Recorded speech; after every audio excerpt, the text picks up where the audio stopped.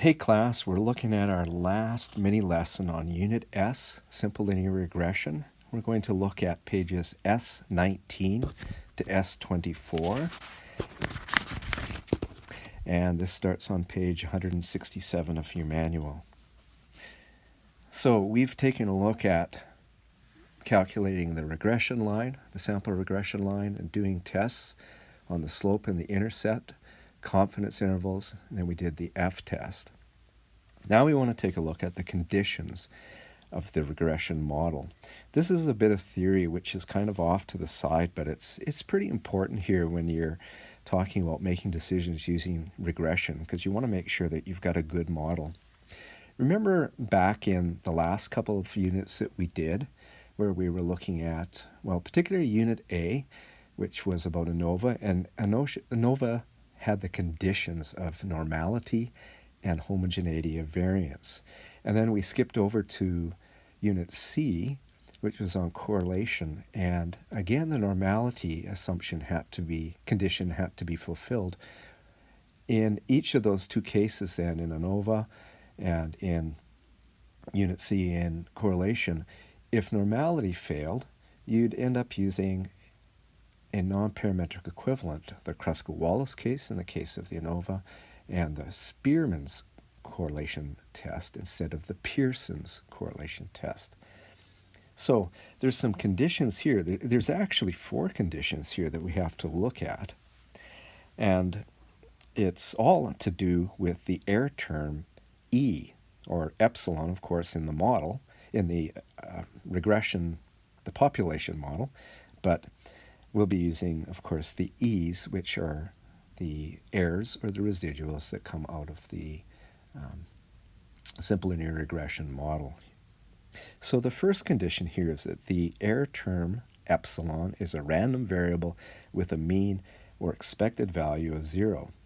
Now, when we use our formulas for B1 and B0 and come up with our equation, that's called ordinary least squares. That's just a term here that we don't want to necessarily go into exactly what that means, but it goes back to that calculus, remember, that I said you don't have to really remember.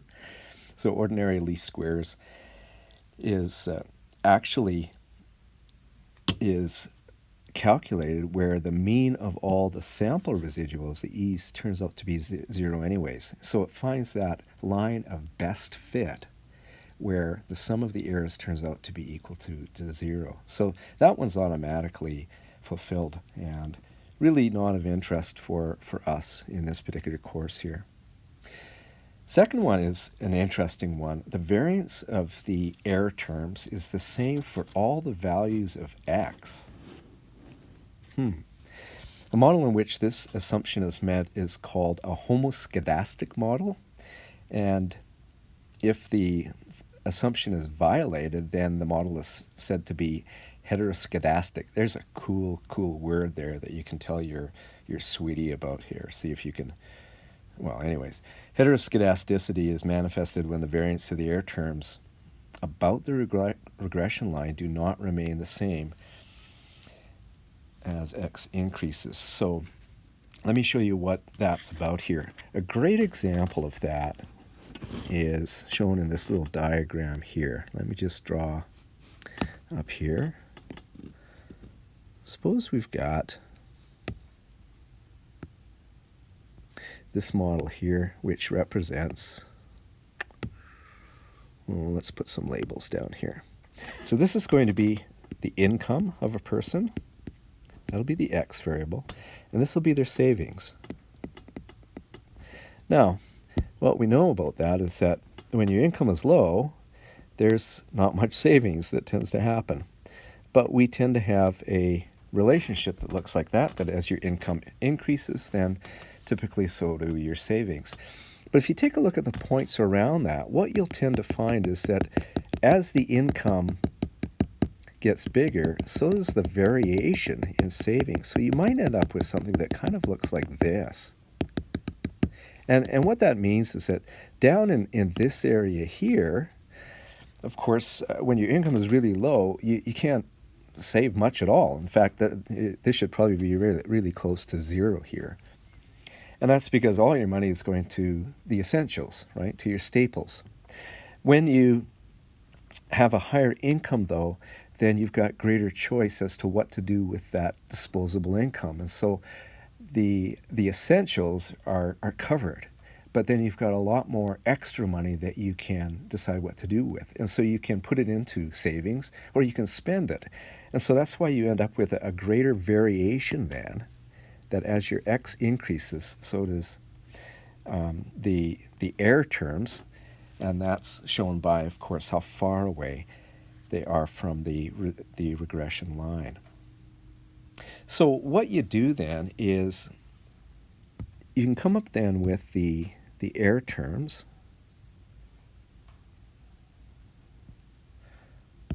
Let me just draw a simple graph like this. Okay. And if you were to plot the error terms here by the y-hats. Now, why the y-hats? Well, the y-hat then is just a function of x. Those are the values that we would expect to see for the y's based on the x variable. And when we're talking about multiple linear regression, then that's going to take into account all of the x's put together. And so that'll be a good indication then of something that we can compare to the error terms, right? The error term is just the difference between the y-hat and the actual y value for any particular observation. And what we should see here then is that the errors should have a mean here of 0. And so you'd end up with a line that looks like that.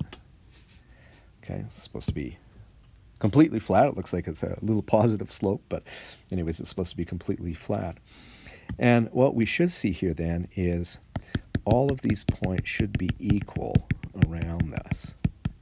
And if they tend to either diverge, or if they tend to converge, or if they tend to have like a bubble or something like that, then that's an evidence then of heteroscedasticity. And that's something that means it makes it difficult then to make predictions, especially when you get towards the area where there's a lot of variation. Right? So that's what you want to watch against here. Now, in terms of that, what we would say here is that we're not going to handle how to fix that in this particular course. You could take another stats course after this where that could be fixed, or you could hire a statistician. So don't make million-dollar decisions then on your regression model until you take a look at whether there's a problem with heteroscedasticity. But that is a term that I want you to know and why it might occur, such as in this example right here. Okay, the third condition here is the values of the errors, the epsilons, are independent of each other. A model in which this assumption is met is called a non-auto correlated model or a non-auto regressive model. If the assumption is violated, then we say that we've got a problem here with autocorrelation or autoregression. And that is that the error of one period is correlated, either positively or negatively, with previous errors. Now, this tends to be a problem with time series data. So, let me give you an example of that then, and you'll see what I mean. Whoops, didn't mean to touch that one there. Okay, so let's draw out then a graph here. And what we're going to put down here then is this x variable then is going to be years. In general, it will be some sort of order where these are ordered in some way. So in time, of course, we're talking about years. So it could be days or months or something like this. And then up here, we've got some measure. In this case, let's say it's GDP. And what we would find is that over the years, let's take a look at the 1900s, what we tended to find was that there was a general upward trend here that looked like that of GDP over the years, right? But what happened, of course, was that GDP tended to do something like this, right? So there was a big jump here in the 20s, and then you hit the 30s and it went way down, and then it crawled back up here, and you had the 70s and it was high, and then you had a recession in the 80s and so on like that. So that's the kind of thing that we had in terms of GDP. And what that's saying here then is that if you were in the middle of a depression here, you're not going to be in a boom the next year. It's going to take you a while to get out of there, right? So you climbed out of there. And similarly, it usually took a while in order for you to drop back down. Now, in this particular case, of course, we had a big stock market crash back in 1929, and similar problems in the 80s and so on like that, taking us into recession. But in general, what we had here is that the error in one year was pretty close to the error in another. So you had this gradual increase and decrease in GDP, and it was affected from the year before, obviously, even though the overall trend was a rise in GDP as we went through the 1900s. So that's auto regression. Now, what the statisticians tend to do in terms of that is that they tend to regress the y variables by one period back, like 1 year back. And we would call that first year auto regression. And if there's a relationship between them, then there's a problem with auto regression here.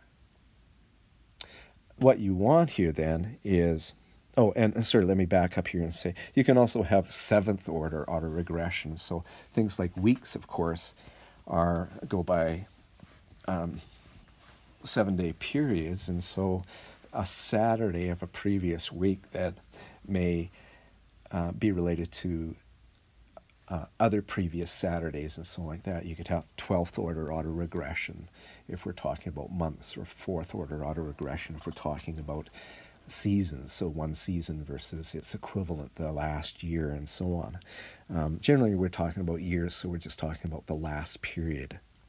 But there are other order regressions, and so it's an interesting thing to take a look at. In terms of how you would measure this kind of thing here is you would just simply take a look here at the error terms, which should have a mean of 0, and you take a look at the order. So it might be some time variable. And if you tend to see this kind of thing happening, then that's an indication then of autocorrelation. And there's ways of fixing that. And we won't go into how you do that. In some regression output, they come up with a measure called the Durbin-Watson statistic. And we're not going to look at that, but that's a useful measure. If it's outside of the plus or minus 2 range, then you've got a problem here with autocorrelation. Anyways, watch that when you're dealing with time series data, and if there is a problem, then you probably want to get that fixed by a statistician or go into a more advanced stats book. Last one here is just that the errors are normally distributed, random variable, and so what we could do is we could take the e's here and we could do an Anderson-Darling test on that. So we could do a normality test. Now, generally, we don't have to do that because the n is large enough. If it's greater than 30, then we don't have to worry about it because of the CLT. So those are the conditions then that we need to look at, and the two important ones that I want you to know about and consider are the heteroscedasticity problem, which occurs with something like savings in time, and the autocorrelation, which, up here, income and savings, right? And then this one down here, which is when you're dealing with time data. So the autocorrelation or autoregression problem. Okay. Last piece of theory that I want to look at here then is using the model as a predictive tool. So this is an equation that we looked at before, which was looking at the price of the house and the size. So if this was the price right here, then, and this is the size, then we've got that the price of the house is equal to 75,000 plus 250 times x. So that was back in the early pages of Unit S there on that. Now, we can actually use then the sample regression line, which of course was derived from our sample points. Maybe we took 100 houses in Red Deer and we came up with a sample regression line. But we can use that to predict then what the price is of any particular X or any size of house. And so I want to do a picture here on the top of page S22. And it's going to have lots of different lines on it. So you might want to get out some colored pens or something like that. Anyways, let's take a look at this. Now, can we clean that up? Let's see. Yeah, there we go. Okay. All right, and we're going to put in a regression line here, like that. Good. Okay. So let's say we're dealing here then with an X and a Y. So the X might be the size of the house, and the Y might be the price of the house. Right. And then we've got, in our particular case, 75,000, and then we have a slope here of 250, and so there's our sample regression line. Remember, these are the Y hats. 75,000 plus 250 times X. And what we could do for any particular value here is, I'm just going to draw this in and then erase it here, but I could take any particular point here. Let's say this is a 1,200 square foot house, and we could go up here and we could say, based on this, then a 1,200 square foot house is equal to this amount of money. I actually didn't figure that out, so, but if you put 1,200 in here, then you could come up with what that Y hat value is. Okay? Anyways, let me back out of there. So I'm just going to get rid of those guys. Can I do that? There we go.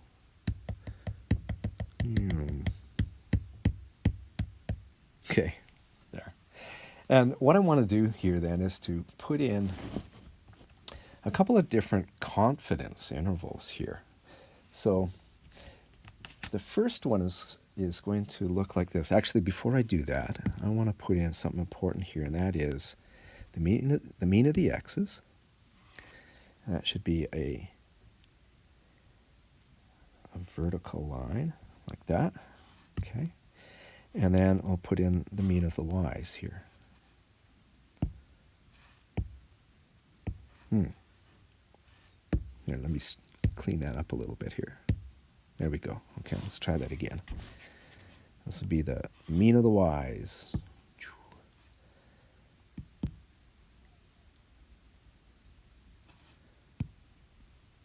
And it should be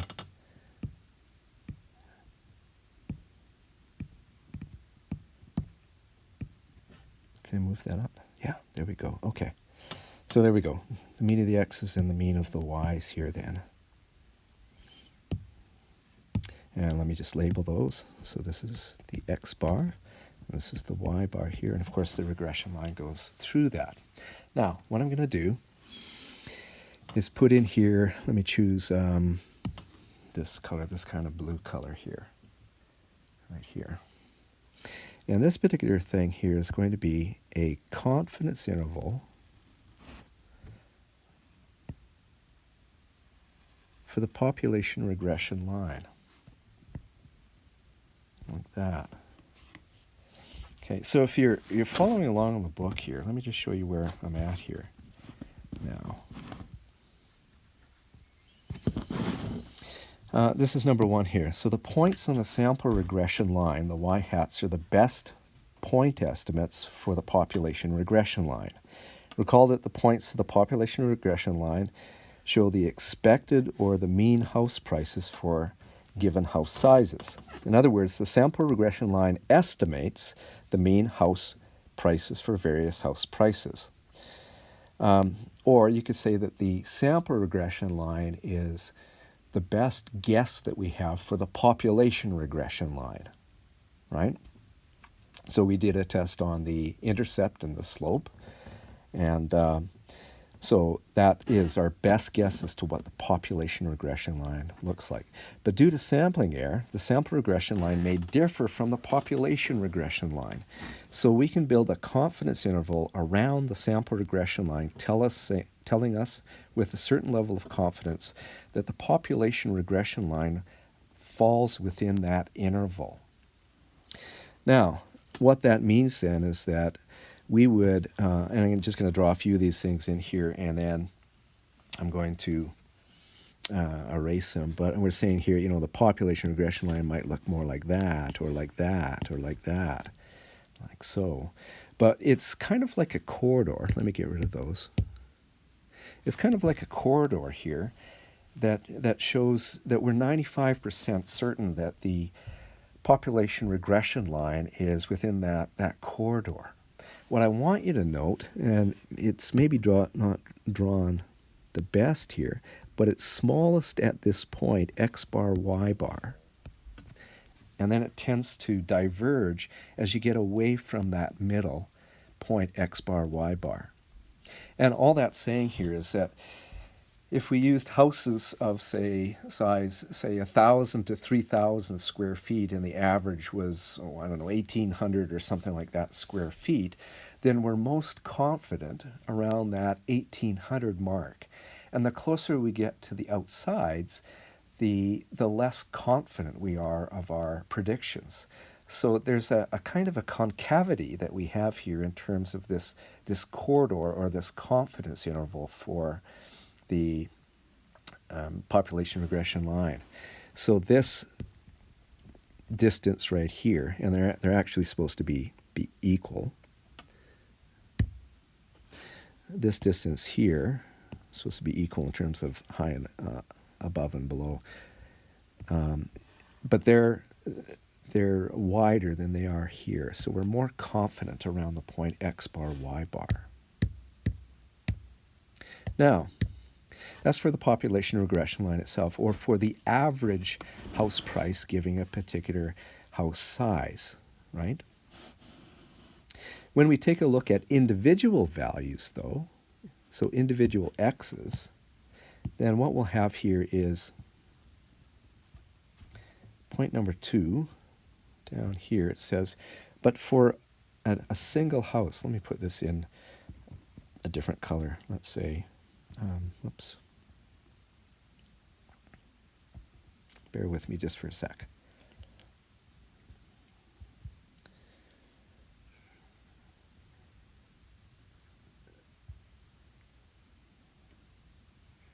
Okay, there we go. All right, what color should we go with? Let's go with orange. All right. But for a single house, may have a price that differs from the population regression line by some error term. And thus we can build a prediction interval, a wider prediction interval. So instead of a CI, it's a PI. It's a type of confidence interval around the sample regression line, showing us that with a certain level of confidence where an individual house price might lie. And that prediction interval is wider than the confidence interval. So what we've got here then is a prediction interval that would look maybe like that. And that's because, remember, any particular point, let's say this guy here, may lie above or below the actual sample regression line. Okay? So the prediction interval then for the individual x values and y values, so in an individual house, pardon me, the prediction interval is much wider than the confidence interval for the whole regression line. But it's narrowest at this point here, x bar, y bar. And that's the third point down here. It's smallest at the point x bar, y bar. So that's what I want you to know in terms of predicting these things. What that means is that we can't just simply say that we could put in here, say, 50,000 square feet and then come up with a good prediction for y. It's not going to work because that would be way, way out here in the upper right here. And similarly, you couldn't put down a house of, say, 200 square feet because that would be a shack, right? And so it's a different kind of animal. All right. I've got one last part here that I want to talk about. I think what I'm going to do actually is I'm going to stop it right here, and we're going to pick up that last bit then about how to read the output in a last lesson here. So let's end it here right now. Thanks for listening.